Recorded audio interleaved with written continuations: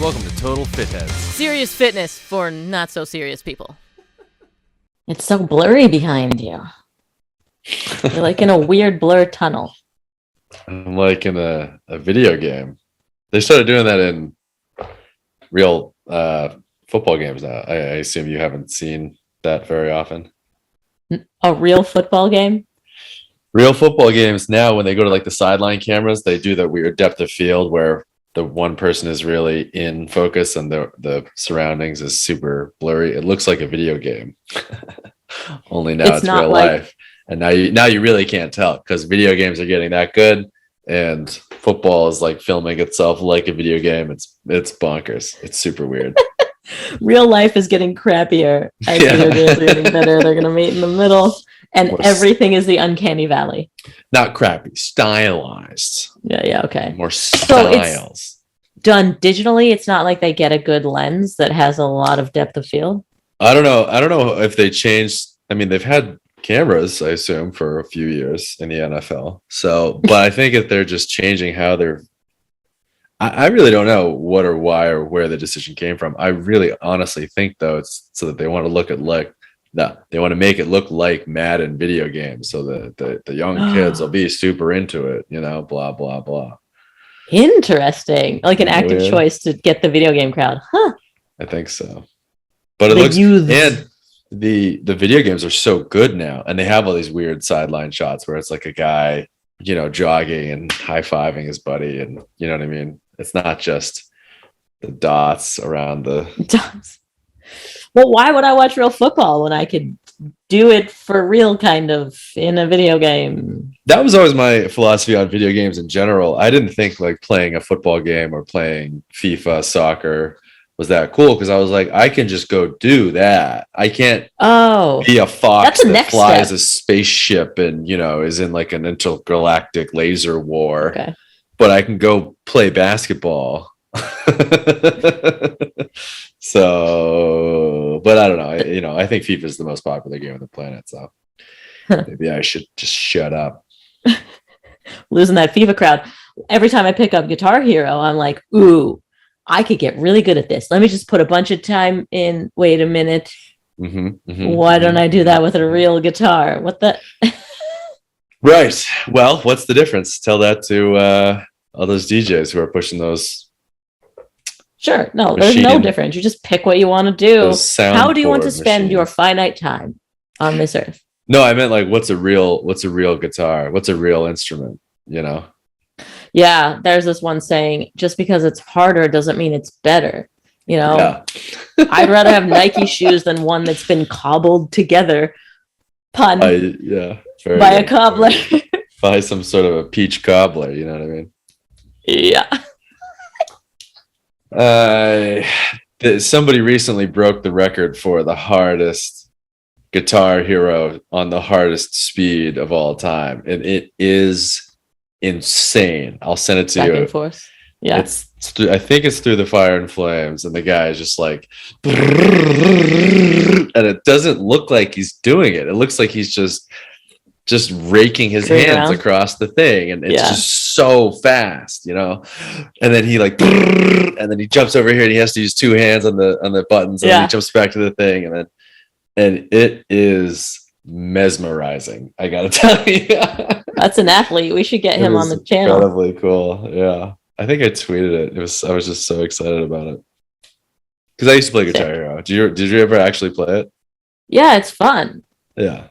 Did you ever play it? Yeah. You know what I didn't like was when I would get home like drunk at the end of the night and I would like play a couple of games to unwind or whatever, and then I'd close my eyes and I'd see the dots like across my eyelids. Does that make sense? Like the Matrix? No, like Guitar Hero. Not as cool as the Matrix, obviously, but like the notes that you're supposed to play in Guitar Hero. You know how they're like sort of staggered. So you dream about them, or it was like they were stuck in I was so drunk that I would see them on the back of my eyes. I would like imagine them unconsciously. And then I was like, yeah, I gotta stop playing this game. This is too much. Have you ever video edited in a dream? Oh, it's the worst. Last night I was trying to come up with I was trying to write a song in my dreams.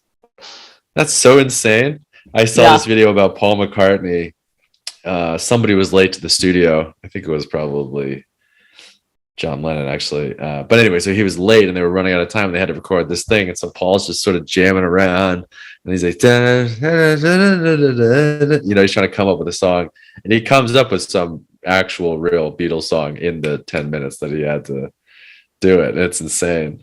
And they cut over to Ringo and Ringo's trying to help him. And Paul McCartney's doing everything. He's like singing the thing and then the words are coming to him. So he's also writing this perfect poem. And you know what I mean? And then Ringo's like, they're like, thanks, Ringo. Thanks. Just thanks. It's so funny. Wow. But then in my dream, I was like, they were like, all right, Paul did it. Now, go ahead, Max. And I'm like, okay. Easy peasy. That should go well. So yeah, I was trying to think of a song. I was trying to write a song in my head in 5 minutes in my dream. So brutal. You've written for your channel before. Yeah, I've written songs before, obviously, and they're wonderful. But it was just the stress. I think what I was dreaming about was the coming up with something that good under such stressful circumstances in that short of a time. Right. It was so incredible. And then you wake up, and you're like, I was getting it, or I'm almost there, and like you're still kind of like there's that moment of let me get back to, and you realize nonsense. That was the song. It was Get Back. That's the one that he came up with on the spot. Okay. So he'd be like, and you're like, and get back, you're trying to tell him through the song, through the screen, because he doesn't know it yet, but you know it because it's an incredible song. You know what I mean? Yeah. Such a weird mind bottle. Anyway, love it. All right. Well, welcome, Allie. Thanks for joining. Yeah. So glad to be here at the end of 2021. We figure before we make goals, it's important to look back and talk about what you did do, how awesome you were, maybe how not awesome you were as well. Mm-hmm. I never do this. I always just think about what the future is going to be and write down what I'm going to get next year or whatever the heck, how I'm going to achieve some more. But new goal. Yeah. We talked about the jar of awesome in a past episode. Maybe not. Me, I don't think in an episode. This is a Tim Ferriss concept. I don't know which one of his books it was in, or maybe a blog post, but he talked about how his girlfriend forced him to make this thing called the jar of awesome, where at the end of the day, he would write down one thing. Oh, I think it's Tools of Titans. That's what this is from.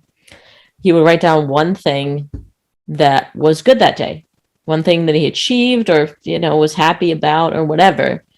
And so then he had this jar of awesome things. And when he was feeling down, he could go back and just read through a couple. Mm-hmm. But the idea of I'm having a crappy day, and then I pull out a slip of paper that says, you broke a Guinness World Record and still hold it. Like, I don't think about that enough. Yeah. Or just like the fact that I got 3 videos shot today, well, pieces of those videos, is a huge achievement. And it was very stressful and I did it. Mm-hmm. But that's just gone. And I never even sit in the moment and go, hey, good job, me. I just move on to the next thing I got to shoot. Yeah, I find lately that, especially this past year, I've lost a lot of my move on. I'm sort of like, I want to do so much that I'm a little bit in that decision paralysis. I find myself in that a lot more this past year. And I think it's still bleeding over from 2020, where I wanted to do something. Oops, I can't. I guess I have to sit here and do nothing. And it's not do nothing, but it's like the thing that you would do normally, or the thing that you want to go do normally, go out to dinner, go to a bar, go to an amusement park, I don't know, something, go to a basketball game.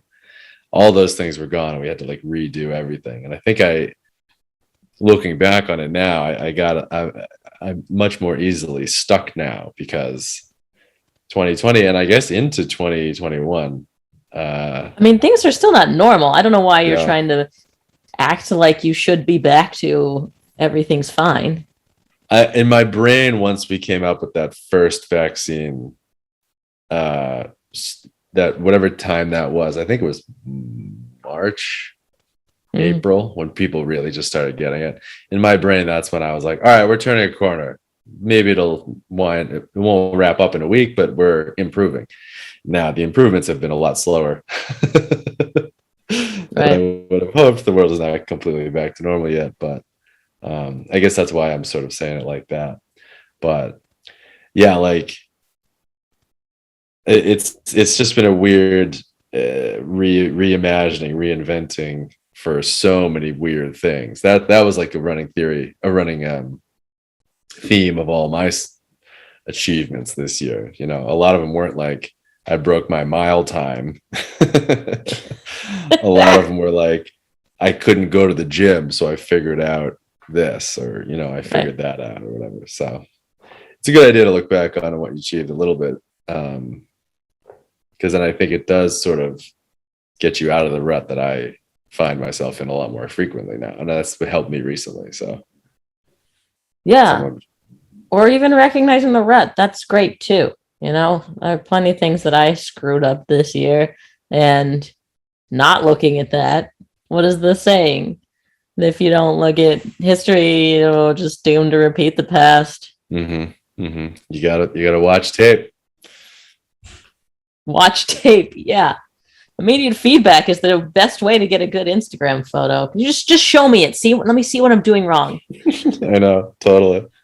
Like I find that way with acting, or anytime I'm doing like an actual video shoot, especially because of what we do. You know, it's been years of like, I do it, I watch it back. I do it, I watch it back. I do it, I fix whatever I'm screwing up, whether it's my inflection on this video or my like lack of emotion or too much emotion or whatever. Now when I'm on like real sets and stuff, especially with Brittany and acting and all this other stuff, I'm like astonished that people don't want to see what they're recording. I know. Like blind. And when you don't, yeah. Trust it, right? When you don't watch it back, I end up doing way more takes than I need. I got it on the first take. If I'd have just watched it, I'm like, yeah, okay, we're good, move on. Instead, I spend another 10 minutes doing it a bunch of different ways to make sure we got it. I know. It's a weird immediate feedback, I think, is terrific, and reps. So it's a combination of those two things. One is that like I did it a million times in a row over and over again. And two is I looked at each time and then I figured out what I was doing wrong. And then I tried to improve on it or whatever. Right. Totally. So what'd you do this year? You survived. You're alive. That's good. So far, hey, look at me. I'm here. Knock on wood. So far, so good. Yeah. How much taller did you get this year? Potentially shorter. I think I'm at shrinking stage, right? We're not getting taller. We're not staying the same. You got a pull-up bar. You can just hang there for a little while. If you ain't a fetus, you're dying. I'm on the way out. Well, you were taller when you first If you ain't a feed us, you're a feed them. Am I right? No, that doesn't work. It almost did, though. I sat there thinking about it. So this year, I don't know. I'm looking at my list of goals this year, and it wasn't a list of goals. It's a list of habits that will hopefully lead me to something impressive or fulfilling or purposeful. Yeah. Right. And I made a video where I learned a backflip in one day. Cool. Yeah, but it wasn't a real backflip. Like, it was to a lowered surface, and the surface was soft. Like, there was zero risk there, and it wasn't full on like standing back tuck. So this is a combo of success, because at least I committed to trying it, right, to my system. But the goal was not the pinnacle. Well, I would say a couple of things. One is your goal was admittedly unfair. Learning a backflip in one day is a little bit of an exaggeration. It's possible. We've seen it, obviously. But in reality, it makes for a cool video more than it makes for an excellent way to learn a backflip. Is that fair to say? That's a good point. Yes. Yeah. And anybody that is doing it. Yeah. And two is, I think, so that was your goal, was to make the video I learned a backflip in a day. And you 99% of the way did that. Or I should say you 100% of the way did that. I think what you were hoping for was it would go further than that. And that I imagine, and tell me if I'm stepping on a line, but I don't think I am. The real goal was to be able to do a backflip at a bar. Yes, obviously. to be, court jester, attention seeking, impressive bar, church, whatever. While pumping gas. Yeah. So the video succeeded, but here is the failing, that I didn't stick to the system, because it, like you said, it's really unrealistic to do it in a day. So I should have committed to still practicing. Right. Well, so, that's two separate goals, though. One goal is to make the video, and then two, professional person, like a bigger, flashy goal, and then two is to keep on that streak of doing it, so that then you could do it, and so you can still do that. Yeah, and I want to blame COVID, because I have personal trainer circus training lessons that are just sitting in a bank at the circus school because they shut down. Bank. Yeah, the circus bank. And it's monopoly money. It's brightly colored. Yeah. So they did reopen, and I have yet to pull the trigger on going back there. So there's the inertia. Mm-hmm. But perhaps talking about it now publicly will make a difference. Well, but also, like, if the goal is to be able to do it, let's just go with the example, like you want to be able to do it at a bar. And if you're not going to bars, oh yeah, that was the point. Then what's the point? But then also you're like constantly forgetting about, or you're not constantly reminded. Oh, the reward. Oh, I'm here. I wish I could do a backflip. Yeah. Obviously, this is like a sort of a silly example, but it's not, because you're not constantly reminded that. Right. Man, I wish I had done that thing. Yeah, it's a good point. It's like those people who do. Have you ever seen somebody with rubber bands on their wrist, and every time they like have a craving for something, they snap the rubber band? Yeah. And then in like crazy religious fiction cults, there's like assassins who are in a cult, and they every time they mess up, they like slice their arm or something, and so they have all these scars and stuff like that. Flogging yourself. Yeah, exactly. So you haven't been flogging yourself enough. It's true. I have not.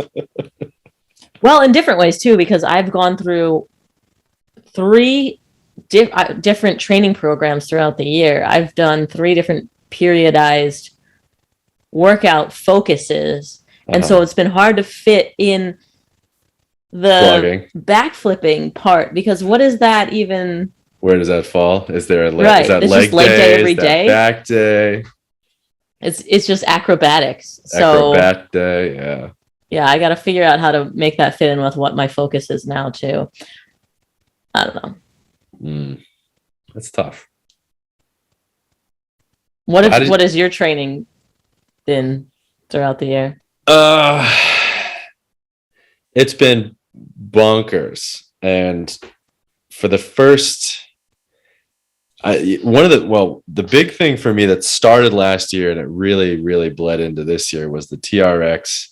Not even using the TRX, but the concept of a TRX, meaning like I've talked about this a little bit before, but it like sort of, I feel like I took a step back and got a wider view of what, and not what exercise is, but like how I can achieve the same stuff without what I'm doing. And the TRX was the first tool that like really sort of pulled that in and demonstrated it, like what does I want to be able to do a curl, but I don't have dumbbells. I guess I'm out of luck, versus the TRX was able to help me sort of see, okay, no, you can't do a dumbbell curl, but you can do you can pull a rope, or like you can pull yourself up, or you can hang from this or whatever. So in that sense, my workouts have really sort of changed pretty wildly, dramatically. Now, ironically, in my building, there's an actual regular gym. And I'm back to like just regular cable cable curls, No. I'm like using the cable machine because it's so specific and it's so targeted and blah blah blah. So in that sense, like I feel very not like enlightened, but like I had like a very sort of tight focus of what working out was and wasn't. And now I feel like that has expanded crazy, crazy. Like I've taken a huge zoom out on what it is and isn't and what I can and can't achieve. And um, like the squat one, I talk about that one a lot. Like thinking I can't do squats because I don't have a barbell and a bunch of plates, but I can do a one-legged squat on a chair, or I can, do like an isometric hold. So I'm like pushing, but I'm not going anywhere. Like all that stuff is really sort of, that's been really fun. And until about a month ago, maybe a month and a half, my building didn't have a gym. So I literally just had a big empty room. So it was perfect because it was the same as before. I had my sort of caveman level technology. Rock. So like, yeah, exactly. Pick up a rock, maybe a rope, pick up a girl, throw her over your shoulder. You know what I mean? That's about as much as we can do. So it was fun. And now it is funny because I'm back to, I'm pretty much following like not quite a classic bodybuilding workout, but a very Brian Borstein workout. Yeah. So it is very bodybuilding. I don't have a ton of compound. I don't have a ton of Olympic lifts because we don't have any barbells. We have a Smith machine. So I'm doing the, cable bench press. I'm doing the lat pull down machine. I'm doing the row machine. I'm not even doing a row dumbbell rows or anything like that. So it is sort of that classic stuff. But now I really do feel like if there's something I can't do, now I can I feel way more confident being able to figure out a way to do something similar, which I think is such a cool thing that I really never had years and years and years ago. And frankly, like in the beginning, when I started working out, if my buddy wasn't going with me to tell me what to do and when to do it, then I just wouldn't go. Cause I'm like, well, I don't know. I don't know, whatever. Right. And now I go in and I have like a literal Google Doc and it's like, okay, now you have to do like a supinated pull or a pronated pull or whatever. Or you have to do like a lateral shoulder raise. So figure out a way to do that. Now, I don't have like dumbbell military press. I have like straight up shoulder push straight up, that sort of thing. Right. Yeah. So that's been really fun about for me. Directions. Yeah, interesting. Does that make sense? Yeah. So that's what been muscle really you're targeting and how. Yeah. So it's been weird to go like from full gym last year to completely no gym to, all right, well, actually figure something out. Right. And now to like, don't even think about like I'm doing chest day. Think about it. I'm like pushing this way. I'm pushing that, think about movements that you want to strengthen. And that'll help you sort of do it. So that's why I'm like looking at it that way. And that's been a real weird change this year for sure. Starting last year, but bleeding into this year. Sure. Yeah. That's cool. Yeah, that kind of stuff makes me want to train to be a trainer. You know what I mean? To figure out the intricacies of targeting muscles and how to periodize them throughout the week as well as, throughout your full training. Or whatever. You just pay someone like Brian. Is there this hard question? Is there a reason why you haven't pulled the trigger on specifically his training? No. I feel like I have a pretty good handle on it. And once I in my mind, I'm always like, well, if I hit a wall, then I'll like get some help. But as long as I keep feeling like I'm improving, then I think I'll just keep going with. Yeah, that makes sense. I don't feel completely ignorant. I feel like I have somewhat of a good idea that I can start at least giving it a shot, build a, sort of a base knowledge or a base programming. Yeah. So that feeling of not improving is exactly what I had at the beginning of this year. So I'm pretty proud I pulled the trigger on a personal trainer. So I was like, I keep lifting the same amount and it keeps being equally as hard every week. Something's wrong here. So I started working with Kabuki Strength, Chris Duffin's company, Mm-hmm. who we talked to in the past. And it was cool to get direct feedback, video feedback, because we're still in, COVID, about my form and what was lacking. And so I did a solid 3 months of being just a power lifter, because that's their specialty, and learning how to fix my squat, bench, deadlift.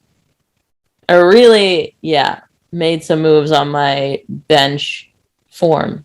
It just so much easier when she pointed out how wrong I was, right? And and you can watch so many YouTube videos and they're fixing areas that might not be your problem, or it may be they're correcting something that you're actually already overcorrecting, and then you make it worse. So it's really nice to have that individualized feedback, and that was a big help.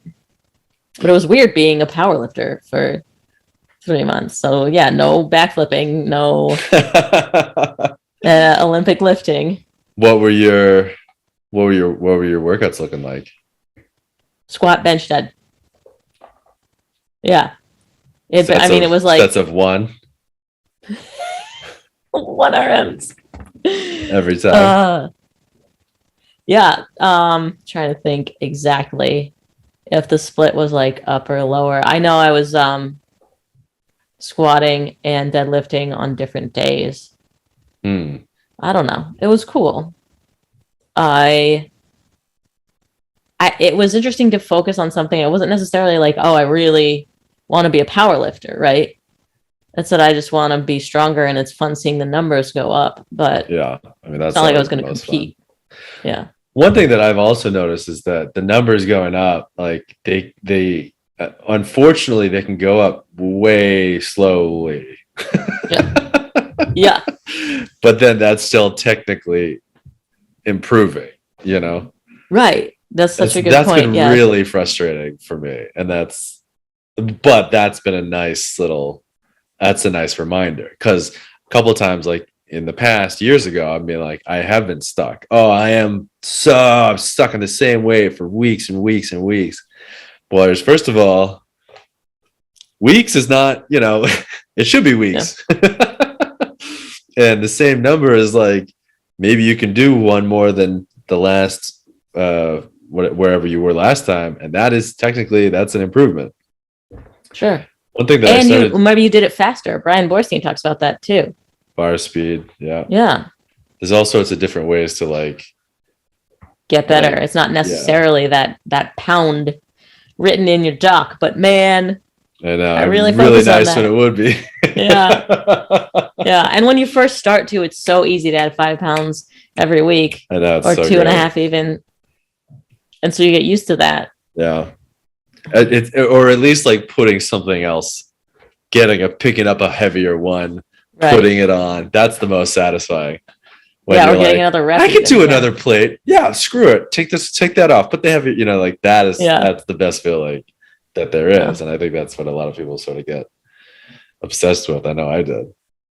Although the other thing, now that we're on this topic, one thing I sort of really took a good look at was reps in reserve, because I would do that, muscle out one more and have my head look like it was going to explode. Contorting your body. Yeah. Any sort of cheating momentum, anything. Yeah. And that would count as a rep. Whereas now, for sure, my reps are they can be a little messy, but they're nowhere near as messy as they used to be, just to hit that number. Now I'm much more satisfied. It's much more of a common occurrence for me to get 9 versus if I was trying to get 10. I'd just be no, that was 9. That's good enough. Sorry. Yeah, because I did not realize for the longest time that you're probably better off for muscle growth doing 9 than going the all out shaking 10. It's just crazy. So I have also been experimenting with this reps and reserve thing, although it's kind of jumping ahead in my year, because I 2 months ago started doing Brian's programming. Whoa! Yeah. And so, it's been weird to start out being like, I don't know. Do I have 4 left in the tank? I guess I'll stop. I know, it's so weird. I can't But quite then figure out yeah. 4. I can figure out 1. Like I can figure out the one before. I can figure out like but I can do one more and it'll look trash. Then that's when I know. Do you know what I mean? yeah. Right. But sometimes I think I could do one more and look trash. But wait, was that one I just did kind of trash? You know, how bad is my form getting? We just need to hire Brian to stand there with us. Yeah, we should just FaceTime him at all. Yeah. Or just get a cutout of him. Yeah, perfect. A cardboard cutout of him. But yeah, it's been cool to focus on that. So now instead of watching the numbers go up on powerlifting, the goal is just watching my muscles get bigger. That's another interesting thing to focus on, right? Oh, interesting. And the first few leg days, I was wrecked and still sore the next leg day from him. And I'm like, wait a minute, this is not effective. Right. Because if I'm still recovering, I've not built new muscle. So it was a good indicator to pull back, really listen to his reps in reserve. And I just started, so I don't know what to say about if it's effective or not. I was also cutting. So much other stuff that can go into it. So right. It's hard to say one way or the other. Right. I would be shocked if it didn't work incredibly well, though. Yeah, he seems to know what he's doing. Well, it's been weird to do deload weeks too. He's big on that. Yeah, that is a big. Of course, my deload week, I just did like a whole bunch of other stuff that my body's not used to, and so you cheated. Yeah, so I feel like I'm not really listening to his deload week. I ran a marathon. Yeah, exactly. So I'm kind of screwing myself. I need to really. It's so funny that I need self-control. I feel like a lot of people that we're reaching are looking for motivation. And I guess I need motivation to stop pushing so hard. Well, it swings wildly from one way to the other. I think a lot of time you're in a rut. You don't want to start. And then once you do start, it's so addictive and the improvements are so addictive and the feeling of getting better, getting stronger, whatever is so addictive that then yes, it can go. I think it's a bell curve. You get a little too into something, and you probably, too into anything is probably no good. I'll dip my toe in eating chocolates, and then suddenly you're like facing ho-hos at 3:00 in the morning, or maybe that's just me. I don't know. Go out for one cocktail, then suddenly you're running down the street in your underpants. One thing that I've done, interestingly enough, is that, but actually I didn't do that. We used to do. Did you ever come to the house when we would play Jenga? No. You know what Jenga is? Yes. The one with the blocks and you push the thing I'm in. familiar. So at my old place, we had drinking Jenga, which is where I do remember seeing this. I'd written. We'd on write there. stuff on the Jenga block, and so if you pulled it out, you would have to do something. So we would say like, you have to rap for 30 seconds, or you have to like take a drink, give a drink, blah blah blah. And then one of them was you have to streak up and down our driveway. You remember my old driveway? Oh, yeah. Well, we couldn't do a lap because if you ran around our house, you'd fall off that cliff down the thing. Oh, yeah, okay. So the compromise was you have to do a naked run up and down the driveway, which was funny because it's a tough run up the driveway. So you'd be all drunk and you're in your sneakers and you're like, "Haha, this is so silly. I'm so embarrassed." And then on the way back, you're like, "I don't care that I'm naked. Somebody throw me a Gatorade." We're like, "Do you want a robe?" You're like, "No, I want a water, please." We used to do that. That was our fitness. Ridiculous. Speaking of reps in reserve and tracking your muscles, I should say, one thing that I've done this year or this past couple of months, looking great, is I track with like a Google Doc. And so that's sort of the first time I've done that, which is where like I track each set, weight, reps in my Google Doc. Do you track how it feels like, just perception of how the set went? I have so it's set number, weight, number, and then I have sort of an extra column there that's just like notes, essentially. If you want to say that, if I did a drop set, I put that in there. Or if I did like, if I have incline bench, if it's like I did 60-degree incline versus 45-degree, that goes in there too. Or like if I did cable versus dumbbell, I do that. So turn it into a regular meet. Well, it's but that was the thing, is that, you know, there's so many.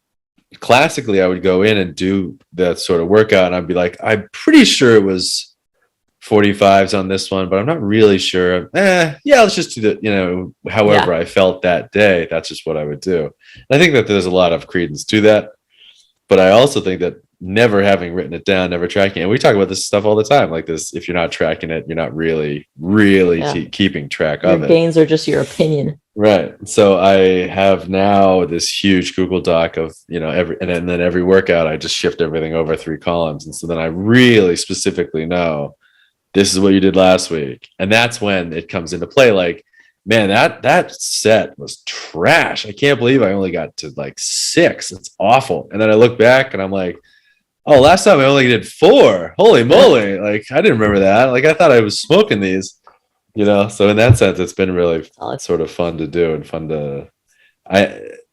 to write every single thing down feels stupid, but I'm just sitting there anyway, and I'm going to look on my phone, play on my phone in between sets anyway. So it's like, I might as well just write something down. Yeah. And then it's never felt stupid to me. Yeah. It felt like overkill, I guess, to me classically, but now it feels like the right amount of kill. Perfect kill. Precise kill, exactly. Yeah. Underkill, no one says that either. Well, you don't exactly underkill someone. You just like take their arm out, because then they'd still be alive. I think. I guess I'm not sure. That's freaking great. One thing I haven't done, and this is probably something I probably would like to do in the future, is I haven't done an ab exercise in so long. Why? And everyone always says, you know, you don't need ab exercises and blah blah blah. Maybe you don't need ab exercises, but I think on some level you need stability or core or something, you know, especially if you're using a Smith machine, loser. Right? Exactly. You know, so I'll do I'll do like a lunge with a barbell. I'm sorry, with a dumbbell, but I'll do it overhead. And that is just so crazy different than holding it like on my, you know, holding it next to my leg, or even like clasping it to my chest, even overhead squats, balance, stuff like that. Yeah. Like I do feel like ab exercises are silly. On the other hand, lately I'm really feeling like I am not very stable. I'm not very balanced. I don't feel very sort of secure. And I don't think a plank is it. It never feels like a plank is it. I've been doing planks. Whoa, how many planks? One. Several. It's because it's what Dr. Brian prescribes, and I'm doing what I'm told, except for the rest part. And so because we sit here and go, well, it's so stupid, but then he puts in abs. Yeah. Sometimes twice a week. Huh. Like as its own recently, day, or as like a tag on to something else? Yeah, it'll be legs and then abs at the end. Yeah. But stuff like, okay, I held a plank for a minute with 45 pounds on my back. And then 20, like this is like superset. So right after 20 reverse crunches, and then right after that, you put half the weight on and hold a plank again until you're 5 seconds before giving up. 5 seconds before failing. Oh, that's hard. But that's nonsense. Failure on a plank, that's nonsense. Like you could just go forever and be absolutely miserable, and the misery just increases exponentially, but you could keep going. You can't go forever on a plank. My shoulders started giving up before my anything else. I don't know, whatever. So I just did another minute at 25 pounds. Yeah, but that's fun. I think the longest one I ever did was like I did one the other day that was 2.5 minutes, and that was brutal. But in my mind, I was like, who cares? I could do like 15 minutes. Like, well, I don't even know what that is. But then I did it, and it was 2.5. Here's the problem with planks.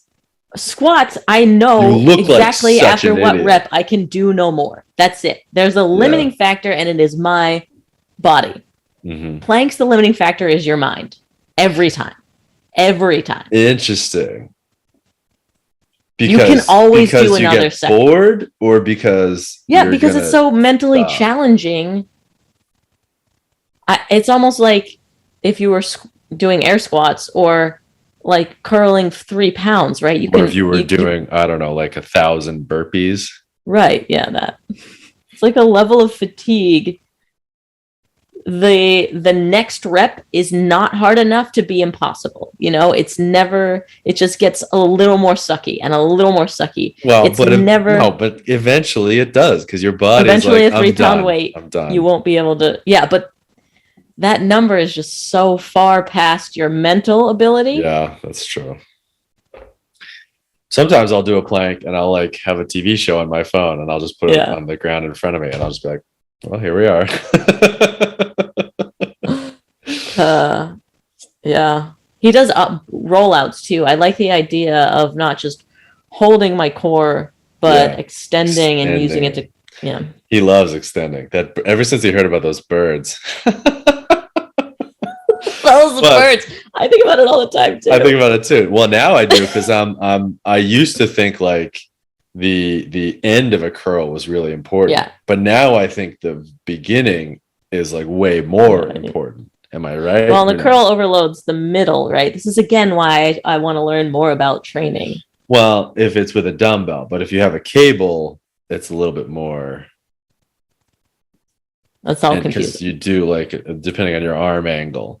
So like sometimes you start a curl and you do like up curl, like you do curls with your elbows as high as you can, and then that's different than if you do curls like with your arms behind your back and you start And so you can target however you want to target. And as much as I was touting how cool it is to figure yourself out, the cable machine is incredibly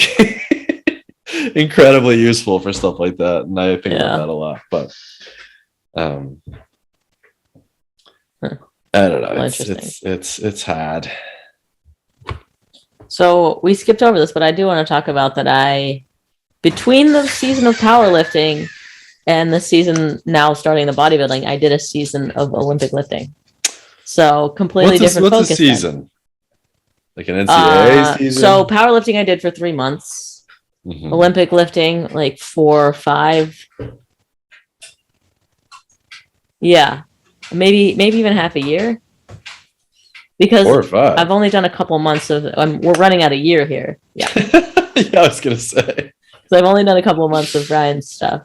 Yeah. But I think I could have dedicated, obviously a lifetime to getting better at Olympic lifting. This was sort of a way to test out what it was like to going from focusing on moving squat, bench, dead specifically to moving snatch and clean. Yeah. Well, there's technique in that too. Yeah. A lot more than you think. And that in the beginning, that's a limiting factor. And I think that's also a bell curve, or it's a reverse bell curve. Because like in the beginning, it's a huge limiting factor. And then as you get good, or as you like start to improve your numbers rapidly in that middle port, you're like flying up. And then at the end, like a little bit, then it's like really, infinitesimal, but it still helps for sure. Right. Well, because even in the beginning, you may not be getting any stronger. You're just getting better at technique. And that's a part of the moving forward, which is fun. Hey. But I ultimately chose to move away from that because I don't know. Do I really want to spend my days getting better at snatching and clean and jerk? Like, is that it looks cool on Instagram and I joke about really that a lot. Cool. But like it looks really, really cool. And to the informed person, it looks even cooler. Right. You know what I mean? Mm-hmm. But it's funny because I just spent a weekend learning Let's ask Demi How- Bagby. Yeah, right. She's really the perfect example of like she can do all the cool stuff, but then she also does the strength stuff, but then she also does the cool stuff that's cool for Instagram. Yeah. It's cool that you can do a Combination. backflip. Now watch, I'll do a backflip on the beach. You know what I mean? Or like I can pull a lot of weight. Now I'm going to go into a parking lot and pull a car. That's who cares? Oh, I do because it's Instagram. Yeah, she's using her actual fitness talent to make something actual entertaining. Yeah, and so the morons think it's cool, and then the smart fit nerds think it's even cooler. It's very clever. It's very clever. She's a star. I got to get back on that gymnastic stuff. Gymnastics. It's a huge part of looking cool. It is a huge part of looking fit. Kaylee Maurer. Kaylee Maurer is, talk about the most athletic. It's a little unfair to say that one of our guests is the most athletic person we've ever had, because we have had some incredible people, including me. But she, I think far and away, she might be the most athletically impressive person that I come across on Instagram.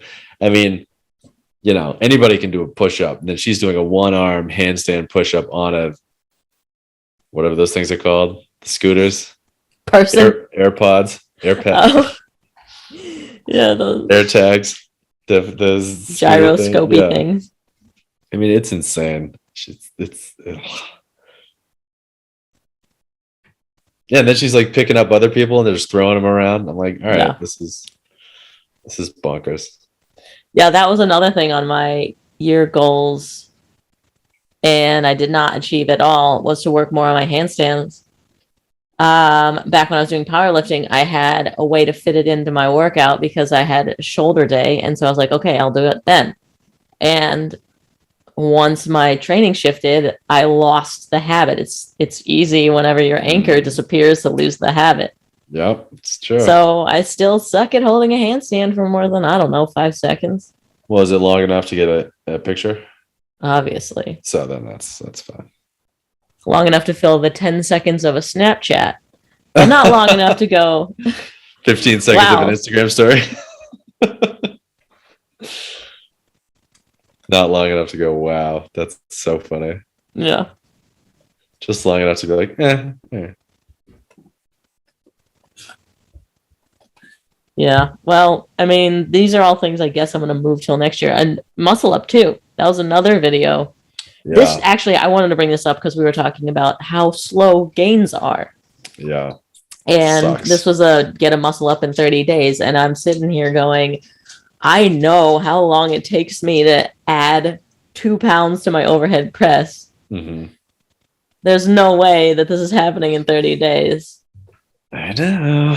It's rolling over to next year is what's happening. Good. It's a rollover. It's a rollover goal. That counts. Yeah. It's good we go over. I got a muscle up. I forgot about that. Did you? Oh, yeah. I casually did it. I totally forgot about that. Because it was awesome. I almost broke my phone when you sent me the video. I tried it again and I couldn't do it. And I was like, whatever. Well, it's in you now. You'll definitely get it back. Yeah.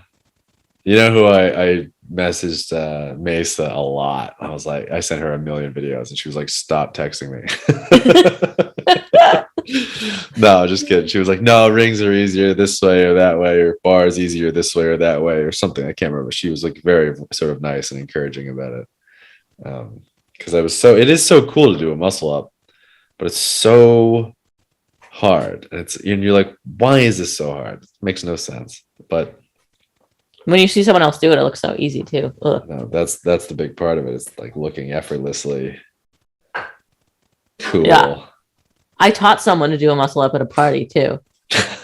So I know all the mechanics. I caught it on Snapchat, but this kid was so already really fit. Yeah. But... And how funny is it that I ended up at a party where it's a couple of rings were just hanging? Oh, this is did I make this up? Knowing you, yeah, it's a real shocker that you happen to be at it. Was it at like a CrossFit box?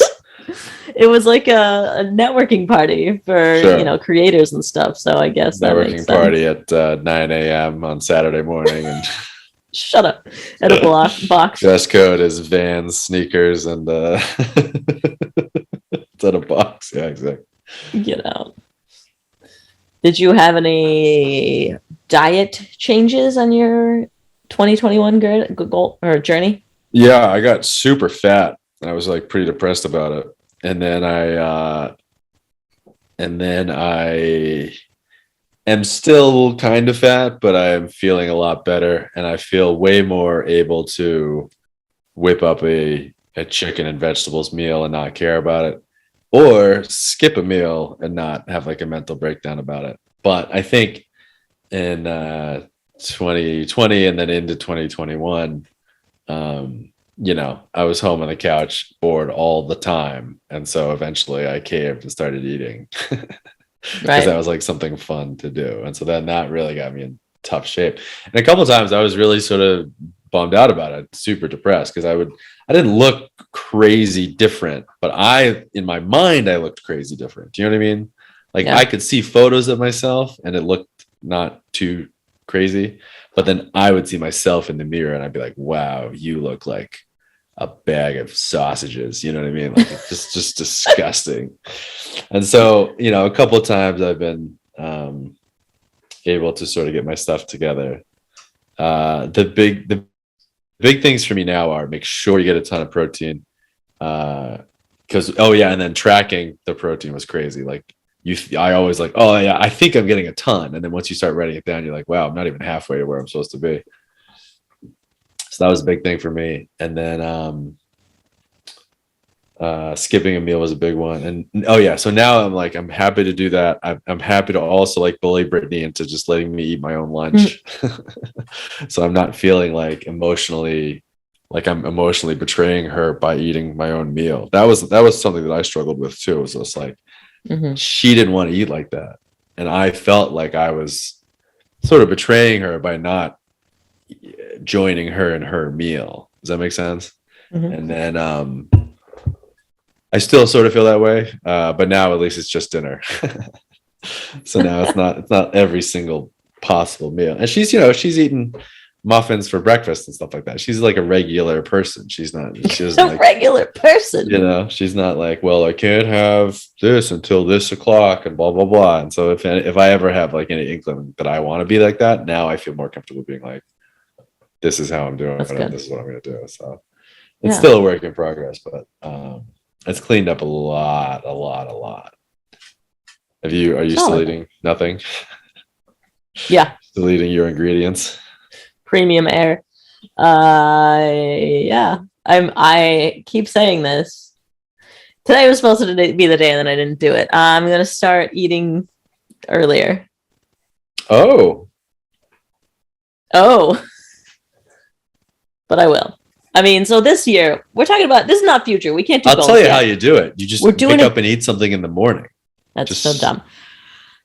We're doing a goals episode coming up. Stay tuned, fitheads. This is year in review. So I'm looking back. I bulked. I gained 3 whole pounds of solely fat. That's a ton. That's 3% of your body weight, isn't it? Yeah, it is. You're busy making jokes about my size when you miss the fact that I only gained fat. So I cut that off. Great.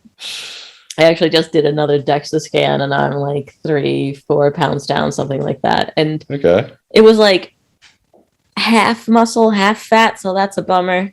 Yeah. But I did lose muscle. But now I'm bulking as of yesterday. Well, you look huge. Thanks. You look like the male Hulk. Because I think saying She-Hulk would be kind of insulting. Or, I don't know. Who knows? The male Hulk? Well, there is a She-Hulk, and she looks like, well, she's lean. She's like, she's tight. Yeah. She not doesn't want to get too bulky. She's not too bulky. And here's why. Somebody drew her. A guy drew her way back when. A male, for sure.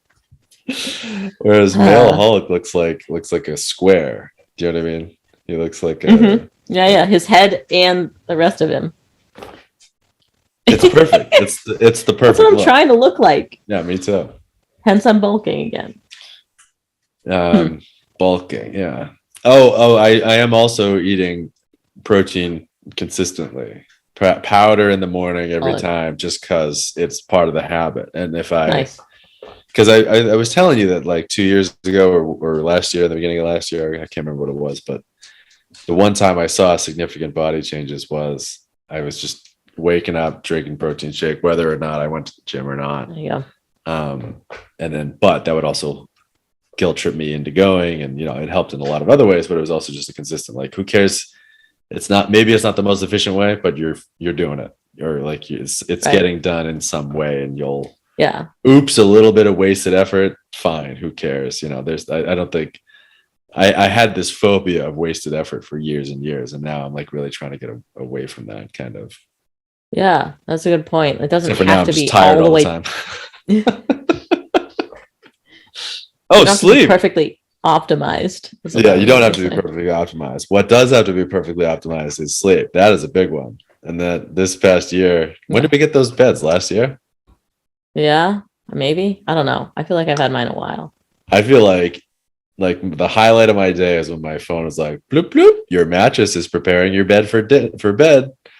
That's when I'm starting my workout. And I'm like, and then when I'm like, we're talking about 8 Sleep, by the way, if anybody is not familiar with our past episodes. We have this smart mattress. It's the smartest thing that's ever happened to me. It keeps me cool all night. It warms up the bed if I'm feeling chilly. It tells me how I slept last night. It tells me my resting heart rate, HRV, all this other stuff. Yeah. Yeah. It's alarmingly good. Change. Like if I get drunk and I go to bed, the bed is like, did you drink last night? Because your heart rate was 30% higher than it was the night before. And I'm like, it's rough. Yeah. This is the new Aura Generation 3. Mm-hmm. You like it? I just started it today, so I don't know, but coming soon to this channel, I'm giving a full review. That's supposedly better at sleep tracking. I don't know. That's a good one to look back on. That's something that I never thought longer. I thought I was a good sleeper, and it never occurred to me to think about sleep past one day. A sleep debt. Yeah. Sleep debt, nothing like that. And now it's definitely something I think about a lot, and I tell people about a lot, and I guilt trip people about it all the time. Yeah, it's a mess. And it can make a big difference. Now I feel like I'm reliant on it. Almost how we talk about we eat so clean that, well, not you all the time, but we eat so clean that we can't handle for McDonald's, sure feel that way now. Yeah. Now I feel like because I'm not eating so crappy all the time that any little thing just throws me way off balance. Right. And so now traveling sucks because I'm so used to getting my 8 hours. Yeah. In my cold bed. Yeah. Temperature controlled hours. Yeah. I mean, it used to be, a hotel bed. Everything will be nice and clean and extra pillows. So it'll be like something to enjoy. And now I'm dreading not being in my home cold bed. It's pathetic. We're so soft. We're like fancy racehorses, and now we can't go back into the wild anymore. Yeah. Ridiculous. That's the biggest one. I like. Track and sleep that has been a real difference.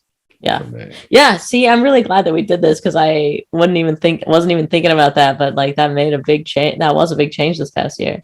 That's cool. And I can tell it's going to be a good workout or not, unfortunately. And I know that like I also I don't like thinking that going into a workout, because then I think it like can make it be a self-fulfilling prophecy.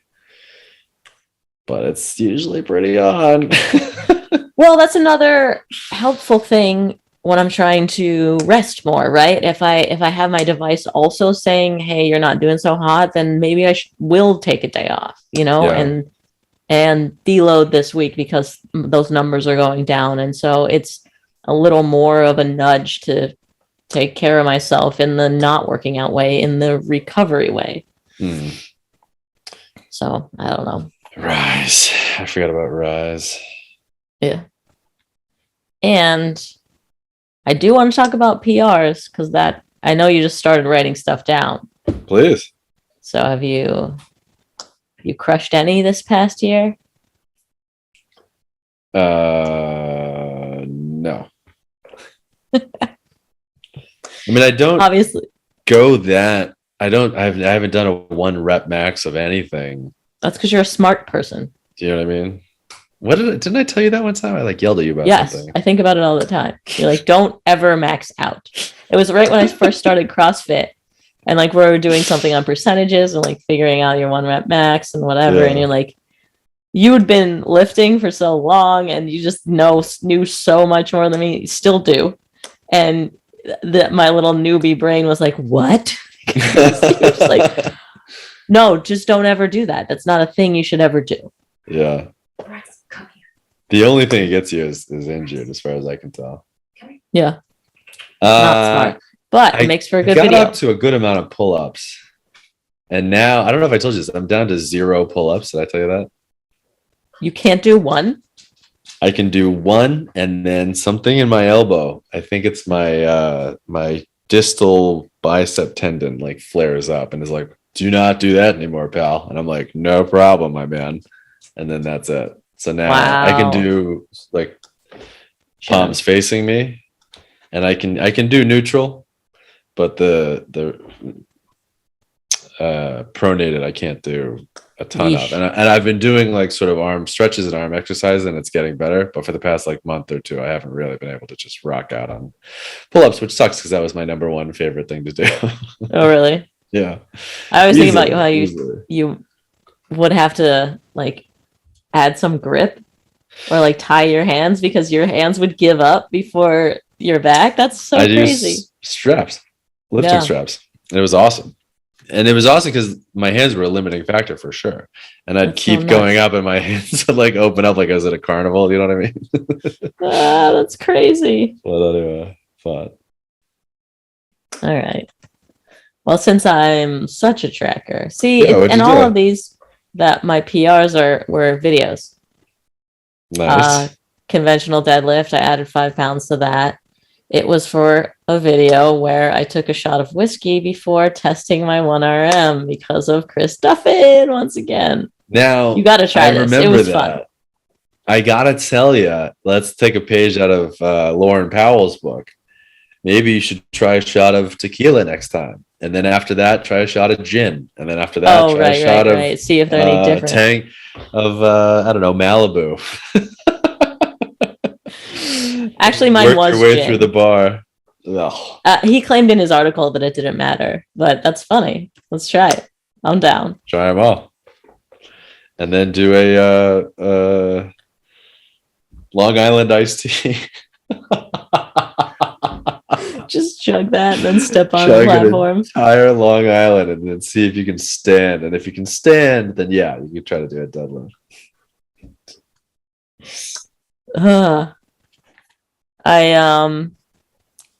Because you were talking about pull-ups, I got PR for reps. Nice. So 8 in a row. And this was after starting Brian's programming. So I know I said it was too early to say, but after 2 months, that was after the first month, maybe first 5 weeks, there was a test. And I'd never tested a weighted pull-up before, and I got 15 pounds. So weighted pull-ups, if you're looking at, if you're ever plateauing on pull-ups, which is very, very common, weighted pull-ups that's the best way to do it. Second best way is negatives. Yeah. But they're not nearly as fun. Oh no, that's miserable. They're the worst. So yeah, that's a tough one. But good for you, weighted pull-ups. Wow. Just ripping pull-ups, brah. I know. You feel like such a tool with the belt and the thing hanging between your legs. Like, I really need this? You feel awesome because you are awesome. Because you have a belt and a tool hanging between your legs. You know what I'm saying? It is just so cool. And you're like, this? you have to like sort of like shimmy your way over. You know what I mean? You're like, oh, sorry, this belt is so heavy because I'm doing pull-ups. You know. And then the only other way to improve it is like if you have chalk and you can be like, my hands, you guys, I need chalk on my hands because I'm doing so many pull-ups. You know what I mean? It's amazing. I love that one. In my home gym by myself. Yeah. And one more, Brian Borstein achieved PR, strict press, 75 pounds. That is, it'd been like 2 years since I moved up in that. I was stuck at 70 for the longest time. So maybe Brian knows what he's doing. Feels like he does. Feels like he knows exactly what he's doing. Oh, and to be clear, it's not specifically his branded programming. It's the one that he does with Lori Christine King. Mm-hmm. So, I mean, it's his writing and working with her, but yeah, but they're partners, right? Or did she? Yeah, they work together. Yeah. So I'd say they're on the same page. Yeah, they know what they're doing. So there we go. And then I Jefferson deadlift PR, Zercher squat, and Zercher deadlift PR. But that's because there's the first time I did any of those. Yeah, again for a video.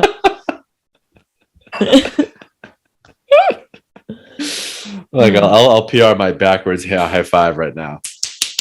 Whoa, that was on 5. I don't know if 5 consecutive.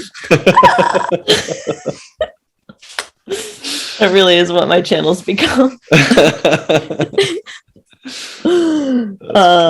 Deadlift PR in a clown nose. Right, exactly. That's the Guinness World Record. Yeah. That's what you're doing. All right. Well, nice job. I feel accomplished more so now. Good year. What a good year. And that's going to help inform our next duo episode when we talk about we're going to be talking about Christmas too. Ooh. How to survive the holidays. We can do a little of that. How to bench press your presents. Oh, I just got a really good. All right, I'll write it down. I got a really good idea for that. Are you planning? Sounds good. Well, good to see you. Good talk. Lovely hangout as always. And thank you to the Fit Heads. If you can rate and review on Apple Podcasts, that helps us out a whole lot. And we will see you next week.